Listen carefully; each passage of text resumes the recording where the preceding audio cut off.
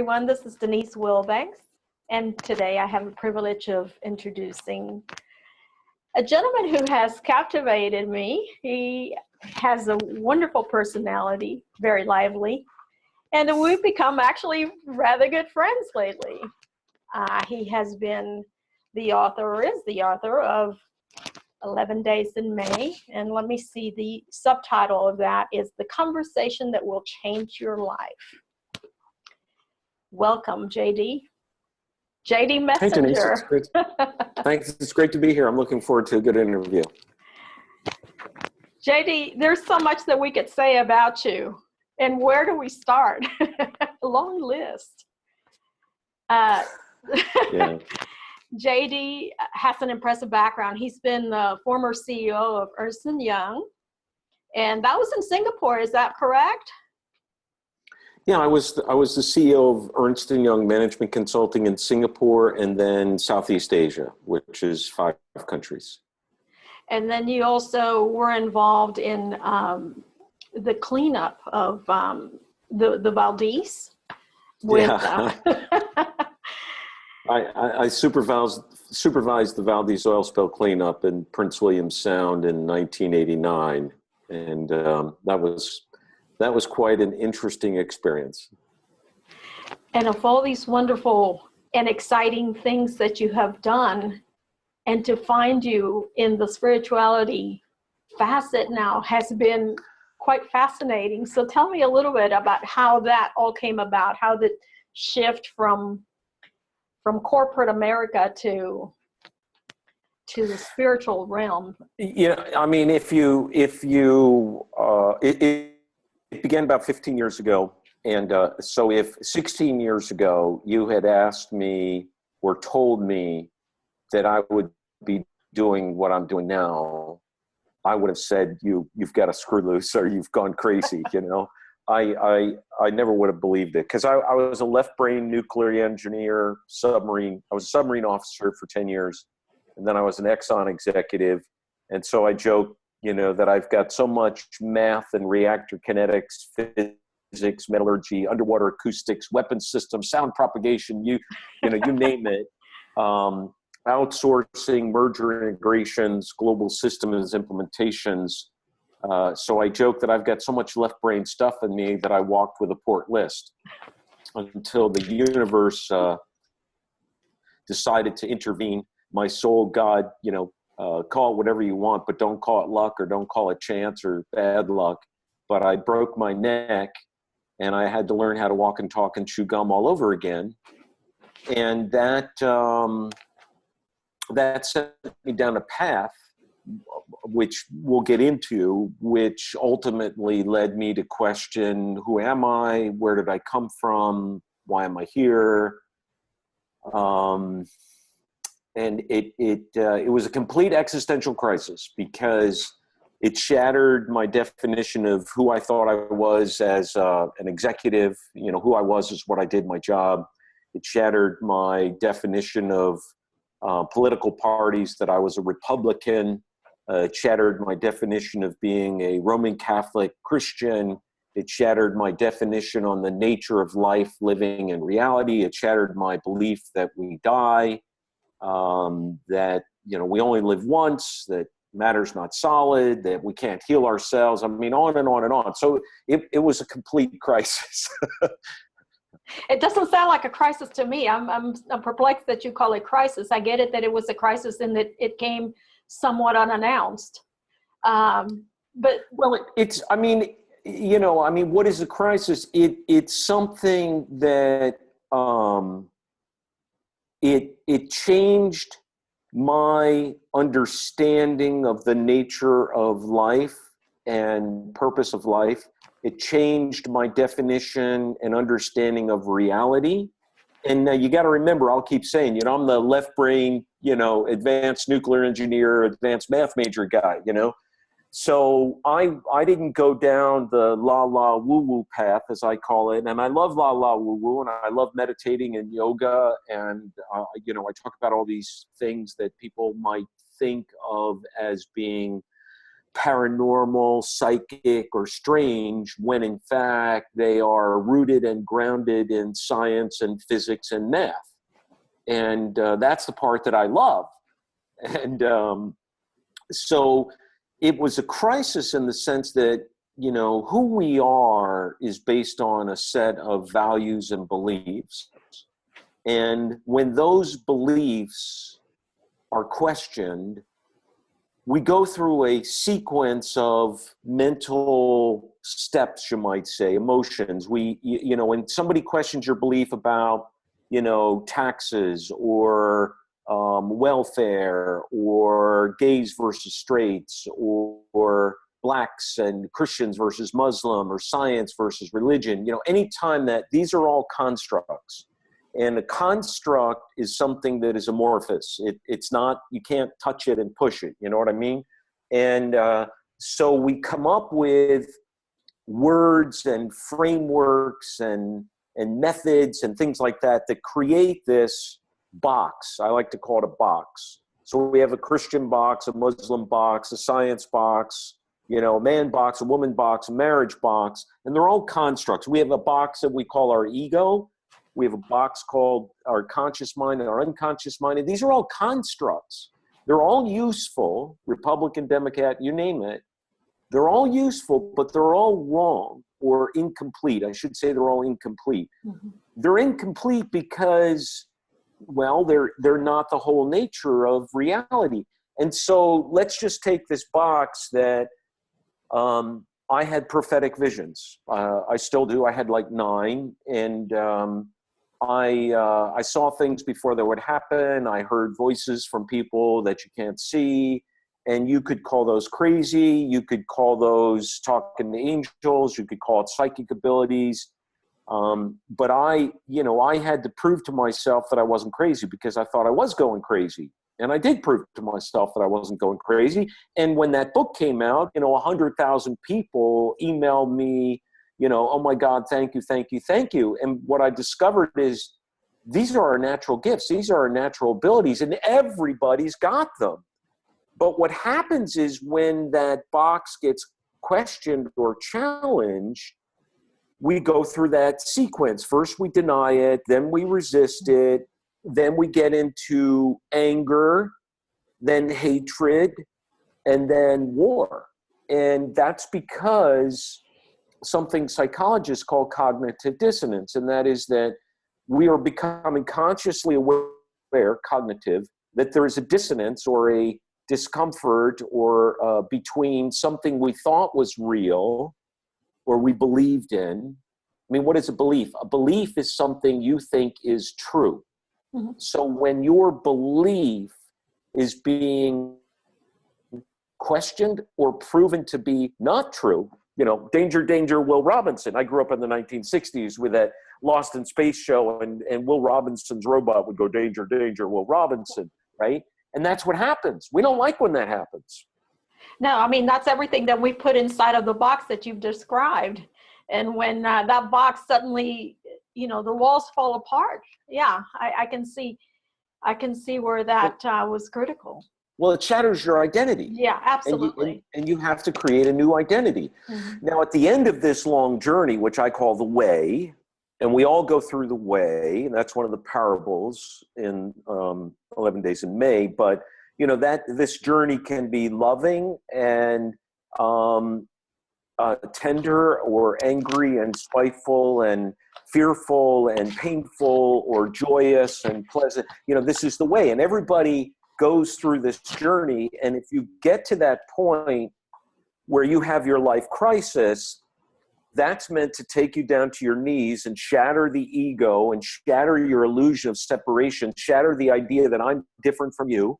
When you and I share 99.999% the same DNA, you and I are consuming 98 or 99% the same air, water, and minerals. So you and I at a physical level are less than 1 in 1 billion parts different. And the part of you that is physical, and I'm talking scientific fact, that if you were to take all of the stuff that's you, that you think is solid matter, it wouldn't fit a pinhead. not a pinhead. And the stuff that's on the pinhead is less than 1 in 1 billion parts different. So you see, I mean, we are pure energy. You can look in your finger with a microscope at 100. All you're going to see is nothing. Nothing. You're going to see clouds, which are proton clouds and electron clouds. You're not going to see the only part that physicists would call solid matter, which is the neutron. You know, so atoms have protons, neutrons, and electrons, and atoms form molecules, and molecules form things, form. I call it form. So when you get down to the subatomic level of protons, neutrons, and electrons aren't matter. They're not even particles. They're waves, and we're not actually even sure. They pop in and out of reality, creating things instantaneously based on our thoughts and your thoughts. This is quantum physics, quantum mechanics. String theory. And so, yeah. So the only part of you and me that is solid wouldn't fit on the pinhead, and it's less than 1 billion parts different. And the rest of us is all the same. I am a part of you. You are a part of me. And we're actually one. We're fooled by the greatest illusion in the world of separation, that I'm separate from you, that I'm different from you. No.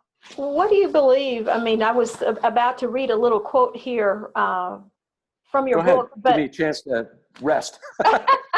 but actually, you've just kind of took us in a whole different direction. So I'll come back to the quote here in just a minute. In terms of the separation, what do you believe has caused the separation? I mean, obviously society has had a tremendous influence over how we think, what we're supposed to think, how we're supposed to do things, and all these shoulds that we're bombarded with. So how do you think we got here? Well, it goes back a long time. And I sometimes talk about the original download. And let me put it in this perspective. Right now, we are living in a world of illusions. And 11 Days in May and the 36 Parables is helping you shatter some of those illusions. So when you read these parables, if it's challenging a belief that you think is true, you might not like that. You literally might get upset. You might start trembling or shaking. But when that belief is shattered, it's stored in your cells. You have 100 trillion cells, and information is stored there. In fact, there's so much information stored that we can tap into all of this knowledge and information and do great things, amazing things. We can heal our body. We can create world first inventions like I have. Our potential is unlimited. Now, at a big picture, and I'll get to answering your question, I kind of have to do it in a top down. I say there's two mosaics. There's an old world mosaic and a new world mosaic. You might say there's an old world map and a new world map. And the old world map has outdated GPS and outdated maps. And if you try to get to where we need to go, you're never going to get there because the map is wrong and the GPS is bad. In other words, this old world view, which a lot of people embrace right now, is the idea that matter is solid, time is linear, it only goes in one direction, that when you die, it's over. There's no such thing as angels and saints and gods, and that you're solid, this is solid, and your thoughts don't affect reality. Survival of the fittest, it's competition, it's Darwinism, it's scarcity, fear, all this stuff, which has been created by the original download. And that original download that you and I get when we were born is all of this stuff that comes to us from the history books, from our teachers, from our professors, from our parents, from our schools. And it's all interesting, and some of it's very useful, but it's all incomplete, and some of it's just completely inaccurate. What we're being taught in classes today, we know, Denise, that you know, these things aren't true anymore because of what we've discovered. You know, we know that our thoughts affect physical matter. We've known that for over 100 years. Einstein knew that. Maxwell Planck knew that. You know, we know that our thoughts travel instantaneously. We know that our body's not solid. But what in the New World mosaic, what these are my terms, you know, you are pure energy, and you are photons. Pure energy. Energy is photons. It's light. You are a light being, and you are eternal. You never die. You came from the world of light. You exist in form. And when your form deteriorates, you know, the essence of you, your soul, your energy, your gifts, your knowledge, which it never dies. Knowledge is information stored in the field, stored in our bodies, and it's there forever. A thought. I mean, think about it. All these things are thoughts. And that's one of the parables. What is a thought? Well, thoughts are energy. And a bunch of thoughts, when combined together, create knowledge. Well, thoughts don't need to live in a pantry. They don't need a refrigerator. You know, they never die. Okay? So this information is there forever. And just in our bodies with 100 trillion cells, we have 1 billion bits of information in every cell. 100 trillion times 1 billion. This is how much information is in every cell. This is why I say, sort of at a biological level, at a quantum level, at a physical level, you are a being of unlimited knowledge and information. You just have to learn how to tap into it. Now, the thing that stops you from tapping into it is the old world mosaic, the original download. You're a man, she's a woman, that's black, that's white, Christian, Muslim, and all of these faulty, limited, outdated programs. You've become a robot. You're a programmed robot, programmed to react and respond to beliefs that are inaccurate, like inflation is 2%. You know, inflation isn't 2%. Inflation is like 8%. And inflation is being manipulated to remain low so that we don't have to, you know, if the true cost of inflation of 8% for your food, power, water bills, if all that was known right now, the government would be bankrupt. You know, and unemployment isn't 5 point something percent. You know,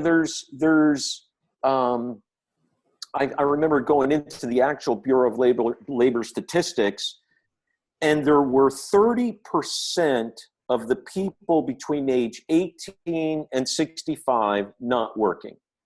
Okay, now, what are they doing?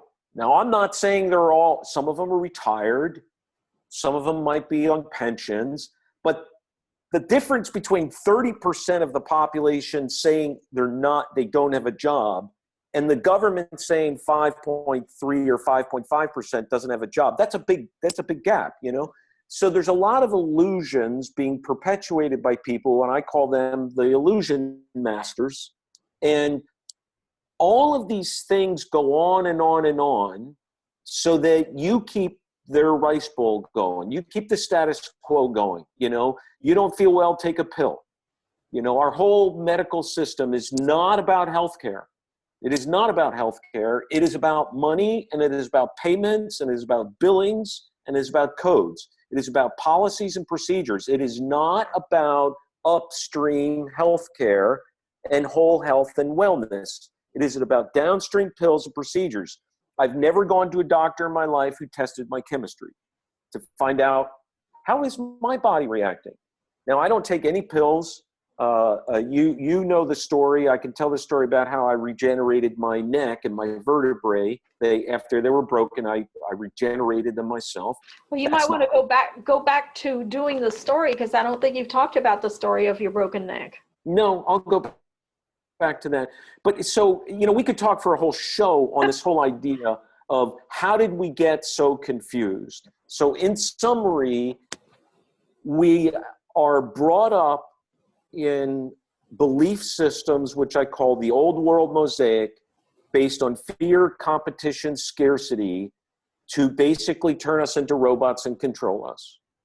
And there are many, many people in that world that think that they're doing the right thing, that they're doing good things. I'm not saying there are evil people. but there are some very not good people that are trying to do that.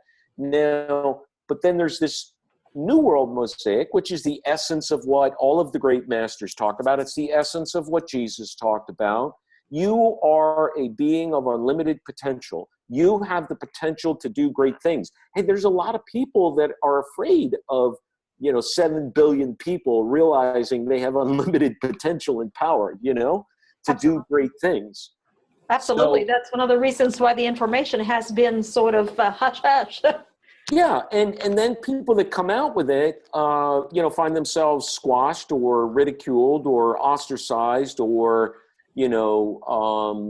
some way or another made to look like there's something wrong with them. Speaking of, sorry, that was a real long answer. No, that's it's complicated. That is quite, and I get it that the topic in general, number one, I can see your passion about it. I mean, that's unquestionable.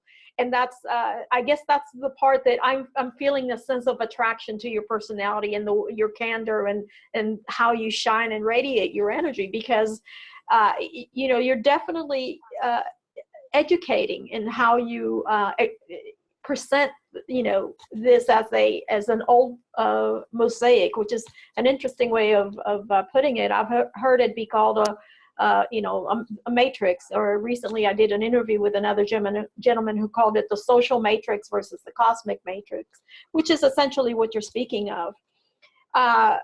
And so my question after all of that, and to wrap that little nucleus of topic, is there a purpose? Because, and you started talking about your broken neck.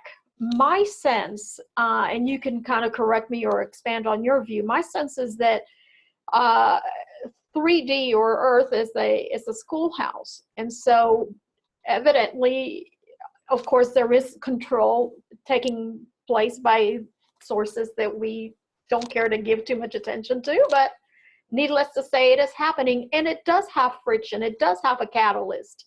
So is there purpose to that? Yes. Let me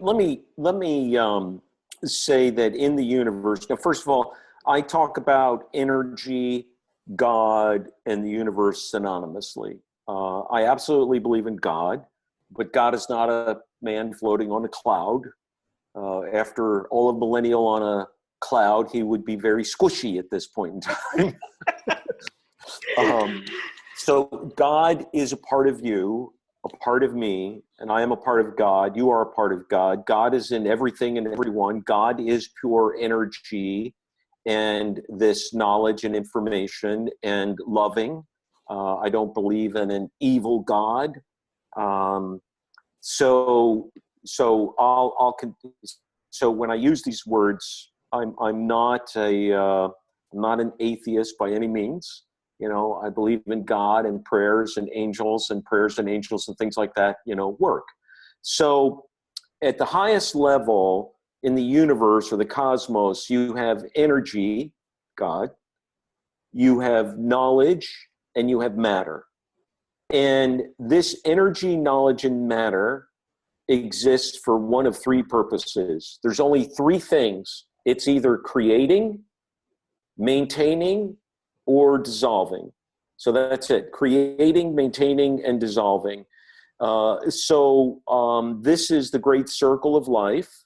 And that's what all energy and information and God is always trying to do, is to keep this circle going around. Create, maintain, evolve. Create, maintain, dissolve. Create, maintain, dissolve. And every time we go through this loop, we're going to a higher and higher level of evolution and growth and knowledge. And so those three words are akara in Sanskrit, akara, ukara, makara, which is A-U-M, which is which got shortened to Om, which got translated into Amen. So every time anyone's been saying Om, Amen, without really being aware of it, we've been saying and promoting and praying to the maintenance of the great circle of life: create, maintain, evolve, or dissolve, and then evolve. Now, in the universe, there is polarity. And some people call it positive and negative. Some people call it good versus evil. I don't like the good versus evil. I don't believe in evil. I believe there's good and not good. I believe that every person and everyone is good and everything is good, but people do not good things. That doesn't mean that person was evil or bad. They did a not good thing. Now, so when we talk about polarity, we're talking about positives and negatives. So let's just like talk about energy. For every up, there's a down. For every left, there's a right. This is polarity. This is a nature of the universe, a nature of reality. Nothing would exist without polarity. You take the polarity apart, it falls apart. So, there's cause and effect. For a reaction, there's a reaction. So now another part of reality is that it's not a duality. In other words, you're not alive and then dead. You're not solid and then not solid. You are pure energy, which I say is the world of light. We came from the world of light. We are in the world of light right now. In fact, Jesus even said, the kingdom of heaven, look here, look there. No, the kingdom of heaven is not there. The kingdom of heaven is with you. The kingdom of heaven is the world of light. So you came from this light and you are informed. You have an experience. You grow, create, maintain, dissolve, and your light is still there. Your body is gone. So we are light beings living in form. And so reality is a non-duality of light and form. So that's the big picture of reality. There's energy, matter, and knowledge. All of this energy, matter, and knowledge has positives and negatives, polarity. And it is and the nature of reality is a non-duality. Now, from there you go down and you start to ask yourself, well, why do bad things happen? And well, there is no friction without motion.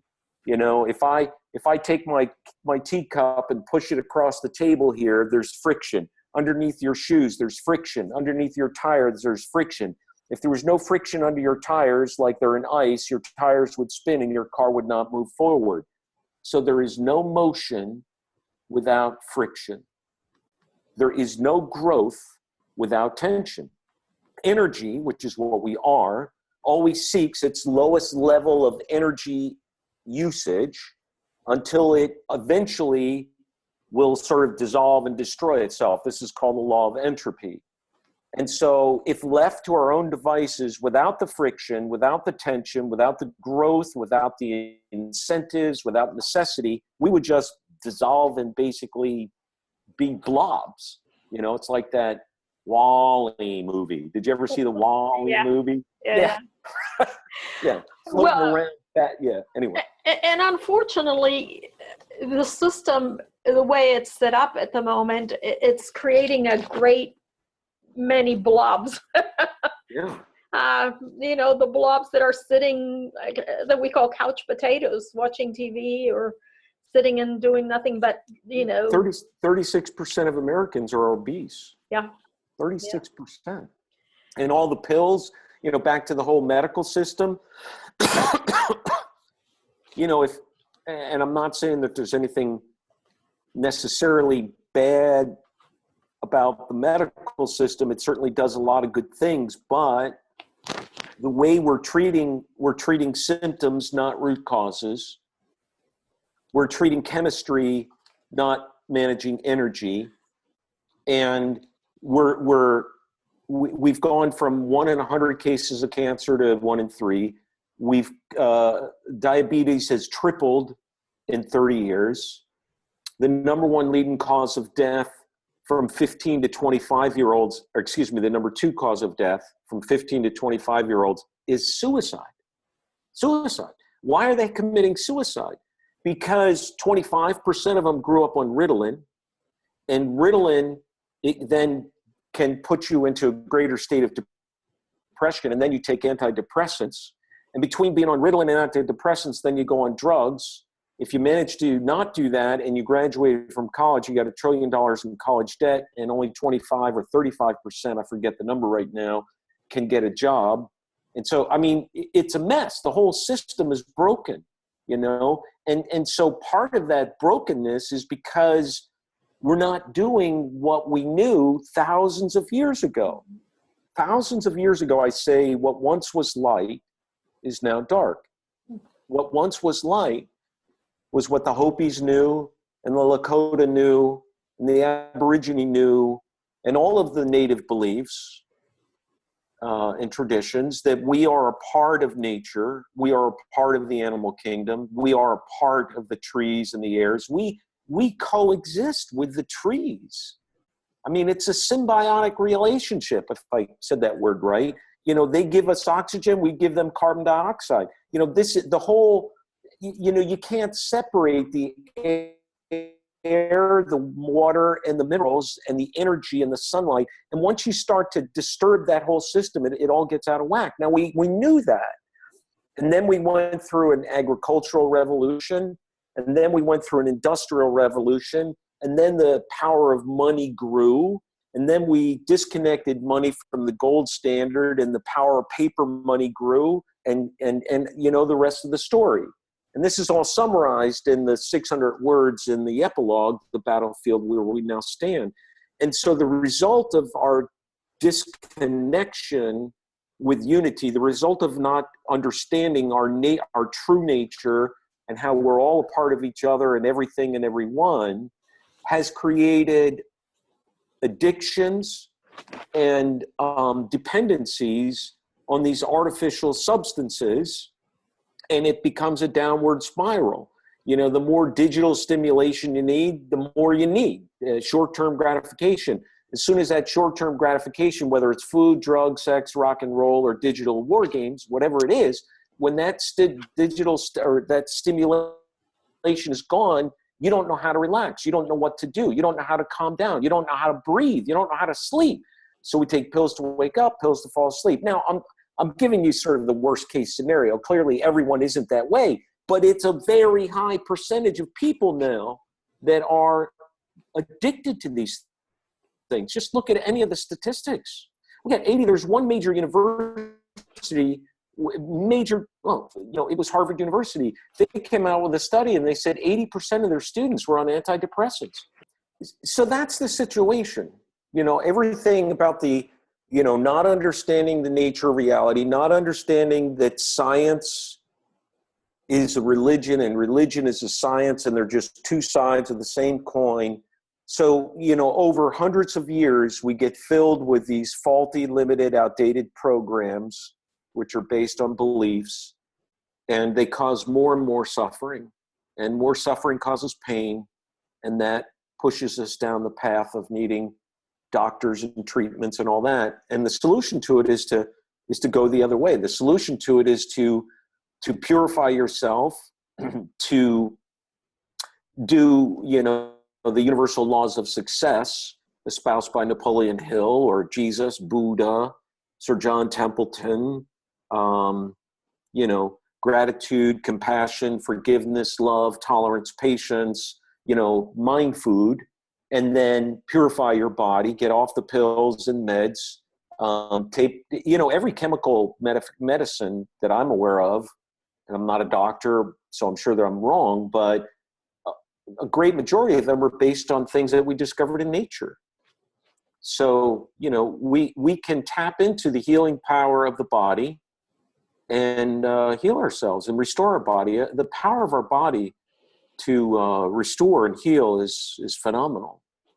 You just said something that that I think it's really the essence of where the healing could begin, and it's something we've forgotten. And the word you just said is mind food, and it stands to logic that what has happened at the moment is that we've utilized these stimulants, these visual stimulants, technology, as mind food, when it's really not. It's like junk food. Yes, it has its advantages. Yeah. You know, you and I wouldn't be talking across this means if these technology were not available to us. But at the same time, it has been, the balance has been exceeded in, one way or another of the scale. Well, you point out something that's very important. Digital games are not bad or evil. Pills are not bad or evil. All of these stimulation, movies, fun things. That's fine as long as you control your mind. Mm-hmm. When you lose control of your mind and you have lost your awareness, that's when you start to get confused and do foolish things and dangerous things. Absolutely. Unhealthy things. Let's go back to that quote that I was going to read a little while ago. It's on page 37, and it caught my eye right away. You were having a conversation, and I'll turn it over to you to expand on it. But you were having, as I understand, a conversation with your higher self, and so the higher self says, "What did you learn?" And you're responding, "I discovered that every time I made a decision with love in mind, my life was balanced, happy, and also successful. However, when I made choices in favor of security, prestige, wealth, or power, those decisions literally made me sick." Yeah. So isn't it interesting that the things that we crave the most that are not necessarily in the spiritual realm make us sick? Yeah, and what happened was, I'll tell the story about breaking my neck now. So, I was on a submarine, nuclear submarine in 1985, and we were refueling the reactor, and it was late at night, 3:00 in the morning. It might have been snowy. It was cold. There was fog. The submarine is cut to pieces. It's in a dry dock 90 feet in the air, so there's holes everywhere. You go in a hole, you fall 90 feet. And there's cranes and drills. Looks like something like out of a Tom Clancy movie, okay? And you got arc welding flying, And we were refueling the nuclear reactor, and a crane had come, and I saw that it was swinging its load in front of me, and I'm wearing a hard hat. And I literally had a nanosecond to decide, what was I going to duck to get out of its way or fall down a 90-foot hole, and boom, it hit me and it snapped my neck back. Now that, I healed, I went into traction and they did a lot of things, but what that had done was it had crushed or shattered 3 of my vertebrae. And over the next 15 years, they kept degenerating. So to the point where I left the Navy in 86, joined Exxon 10 years, left Exxon in 96, joined Ernst & Young, become a global energy partner, move over to Asia, manage in Asia. Then I become the CEO in Asia. So in January of 2000, I'm now the CEO of Ernst & Young Management Consulting for Southeast Asia. And my neck has been hurting. And I ignore that. And I take pain pills to the point where I'm popping an entire bottle of pain pills in 4 days, denying and ignoring. And so I put, on the morning of January 18th, I put my arms in the air to, stretch. And that last pop, snapped the last thing that was holding me together, and it twisted my spinal column. And I flew out of my body. I mean, I left my body and watched my body collapse. And I can remember all these things like they were yesterday. I went through a tunnel, and I went through a wormhole and a gateway, and that's a whole story unto itself. But when I came back, they took bone out of my hip to put my neck back together. And I was in Singapore, so they said, we're not putting anything in your neck we're not putting anything in your body that wasn't there when you were born. That's what they said to my wife. So they put in my bone. They put no screws and plates. So they got the best acupuncturists and naturopath kind of Chinese medicine doctors and all that. So I had to learn how to walk and talk and chew gum in 6 months. But I laid there staring at the ceiling, just looking at I'm mobilized. I'm in braces. I have no feeling down my arms. I can't walk. I can't talk too well. All I can do is lay at bed and stare at the ceiling and the plaster. And so I did a lot of thinking. I got a book called Self Matters by Dr. Phil. And as I was laying there, I was thinking to myself, I'm not happy. You know, why am I not happy? I'm a self-made multimillionaire. I'm a CEO. I've got servants. I got 3 beautiful children, a beautiful wife. I'm living in a tropical paradise. I'm supposed to be happy. You know, why am I not happy? I couldn't understand that. It made no sense. I drank the Kool-Aid. I call it the misconception and illusion gumbo, the M&I gumbo. I drank this gumbo, and all of a sudden I had this wake-up call, and there's nothing I can do but think about my life and remember things that started happening to me, and all kinds of mystical things started happening. I started speaking languages I didn't know. I watched my handwrite, not knowing out. And I had visions of future events. Now this is, I'm condensing, 6 to 12 months, but that put me on this path for Dr. Phil's Self Matters book. And in that book, it asked you about your critical decisions, pivotal people, critical choices, and defining moments. And it said, one of the questions was, why did you make these critical choices? And so analyze the choice you made, why you made it, and how it turned out. And I realized that everything that I ever did, volunteered defense because I love fencing, became the team captain, gold medal, 6th in the United States. I just loved it. Go to the Naval Academy, enlist in the Navy, go to the Navy, the Naval Academy, because I wanted to serve my country and I wanted to do that. And I did very well. I eventually got out because I didn't want to launch nuclear weapons, and I got disillusioned looking at the nuclear bombs, and I had just broken my neck in '85. I was like, I want to raise a family, so I got out. But every time I get with Exxon, I got promoted 10 times in 10 years, and it was never about the money. It was never about the prestige. It was never about the corner office. It was, improved national safety. Find the leaking tanks as the distribution manager. So it was always about service, serving others and fulfilling something good. And every time I did something that I felt good about, my purpose. So every time I did something that had no basis on jobs, power, promotions, or money, I did it because it was something good to do, and it helped other people, and it was fun, and it made me feel good. Every time I did that, it was great. I was thin, I was happy, I was healthy.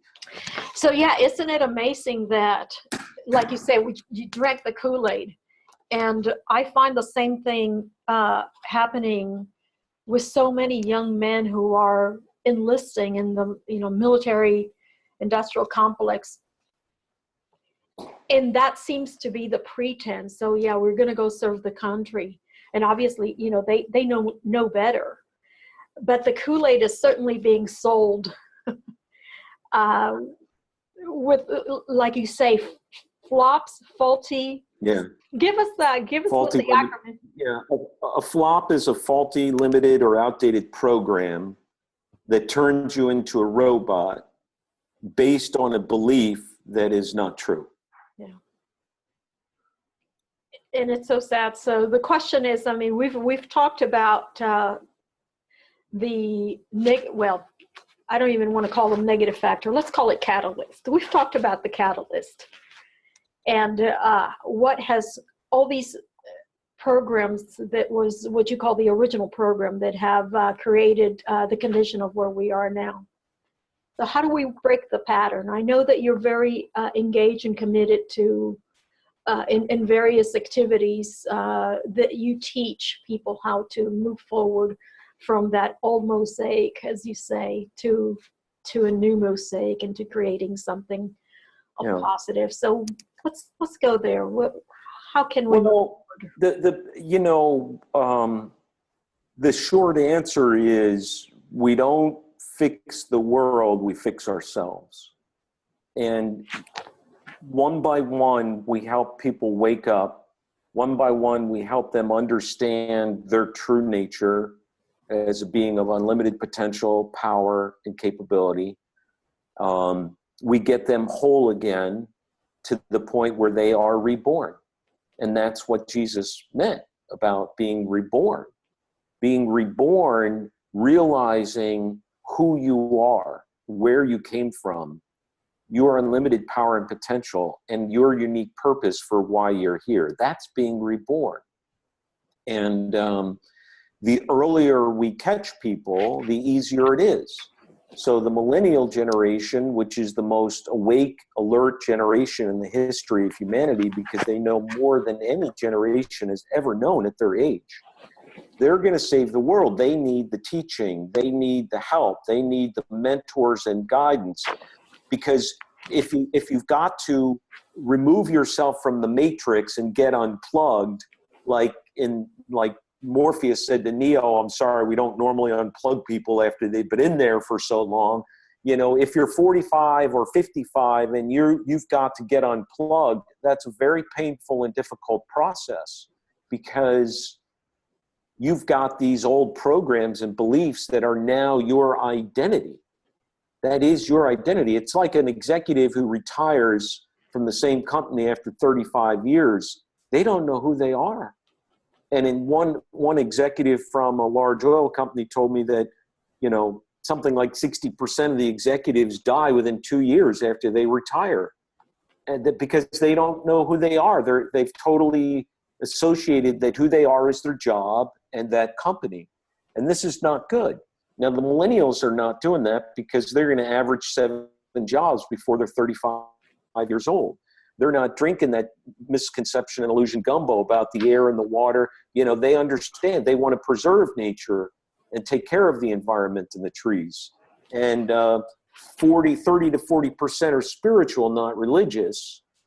And they don't care about the color of a person's skin, their sexual orientation, or gender, and neither do I. Those are superficial form things. That's not who a person is. So I think that, you know, we are seeing signs of great radical cultural shifts and awakening. You know, I think the Supreme Court decision, some of the stuff that the Pope is doing, you know, we're seeing some big cultural changes. The Confederate flag coming down. These are major signs of us removing a bunch of really old programs. But we can talk about the more specific steps. You know, if there's one of your listeners out there or readers who wants to know, what do you do? Well, you know, we can talk about that, but that's the big picture. Yeah, let's talk about that a little bit. I know that you work a lot in the hero's journey. Is that what you're referring to? I mean, would that be one of the steps? Well, the hero's journey is we're all going through the hero or heroine's journey, and that's, you know, that's very important to understand. But that doesn't really tell you where you are and why you're there and how you're there and how to get out of it. It tells you what the journey is, which is, of course, important to understand where you are in the journey and to understand that this is a natural part of the way. But I always say there's 3 things you've got to do. First, you've got to awaken. Secondly, you've got to slay the dragon. And third, you have to unleash your power. Those are 3 big steps. If you're 45 or 55 years old, awakening to your true nature and slaying the dragon, unleashing your power could take you 10 or 15 years. But if you're a young millennial, it's very easy to teach you to awaken to the true nature of reality. You know, many of them would read 11 Days in May and not, you know, start twitching and getting flops because they don't buy those illusions that it's shattering. But then you have to slay the dragon. Slaying the dragon is shattering your ego. It's shattering your attachments to form and materialistic objects. That doesn't mean you can't have them. Doesn't mean you can't like them. It just means that you can't be attached to them. You can't let a materialistic object or short-term gratification be your source of feeling good. It's temporary. It's all temporary. Now, after you slay the dragon and find yourself at one with others in atonement, then you begin to unleash your power and fulfill your purpose. Now, so those are the three big steps. There's many, of course, I would recommend somebody read 11 Days in May. The 36 parables help you understand, science, love, war, sex, time, matter, souls, death, and a whole bunch of other things that are discussed in those parables. I also do, personal development programs and help mentor people. But people need to realize that things like yoga and meditation, or healing of some nature, these are all means to an end. And all of those means are techniques or methods to help you purify your mind, purify your body, and tap into your gifts, because we all have spiritual gifts. We all either hear or see or feel or know, and these are our natural abilities, and some are stronger than others. And then once you start using your spiritual gifts, then you can start to really succeed. So, again, we could talk about this, the way and the method or the process for probably an hour by itself, but it's all meant to help you discover, believe, and use. Discover your essence, your purpose, your talents, your gifts. Believe in your essence, which is different than knowing it, believing it, and believing it is different from using it. So discovering it and believing it requires confidence and focus and determination. Using it requires courage. Those are three big different steps. And by the way, JD, so that you are aware, and our viewers as well, I always put the links to all your work, whether it's the Amazon link for the book or your website, they'll be posted down below this video. So they would have easy access to you. Where do you see yourself going, and what does this work, what has it allowed you to do in terms of personal evolution? Why do you do it? Where do you see yourself going? I know that those are lumped all together, so go at it. Well,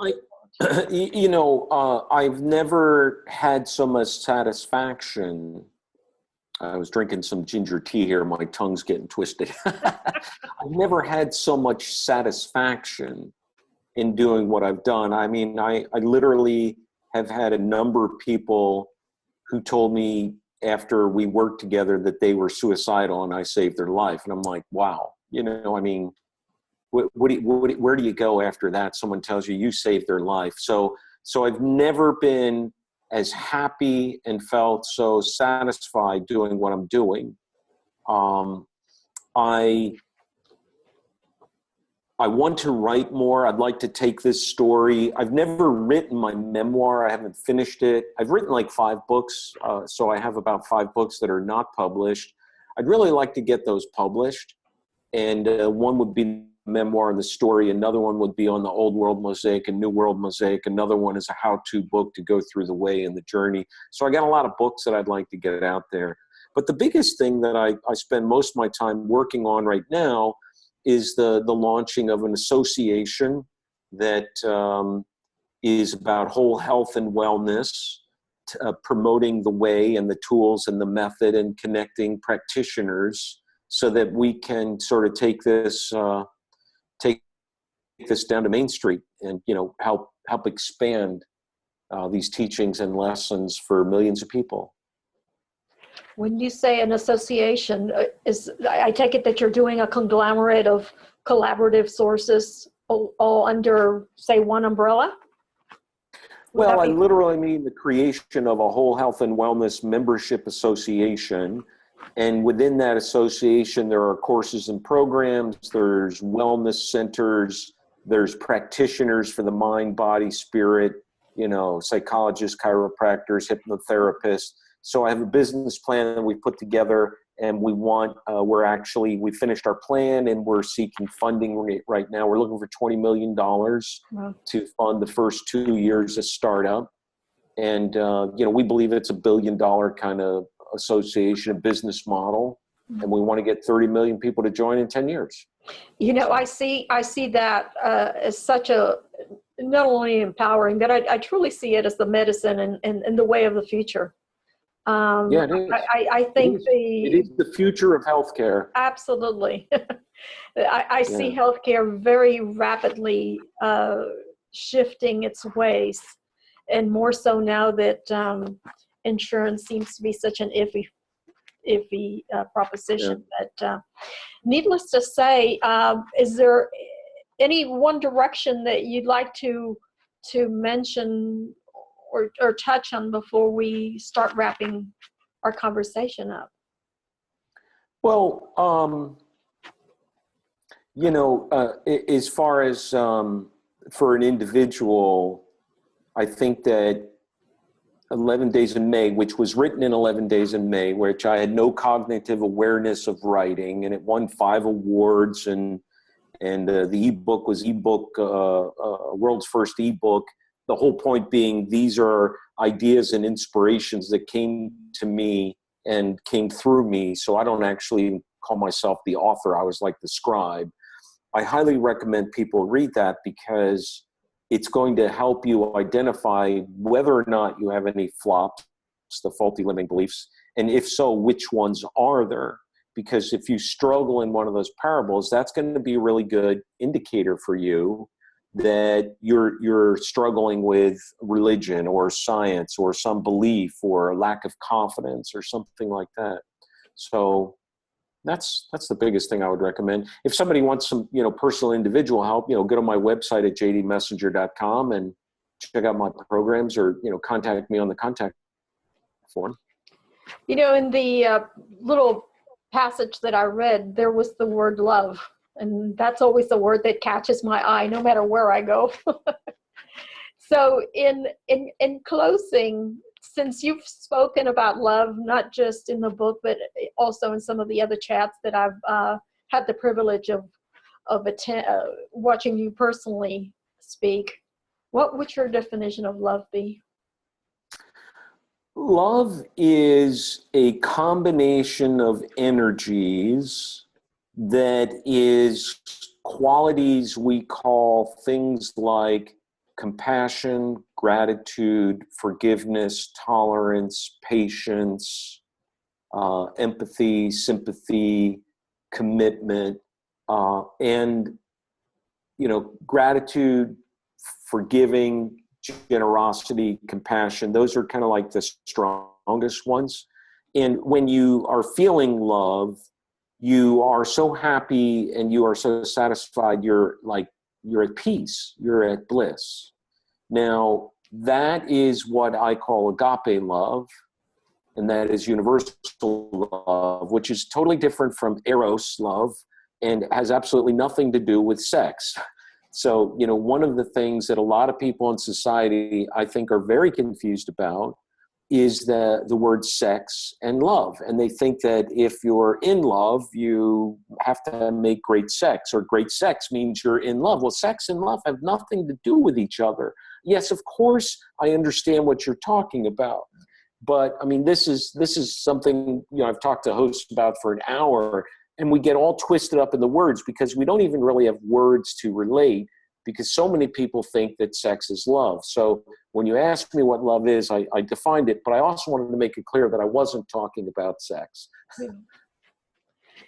It's definitely one of those words that has caught many people.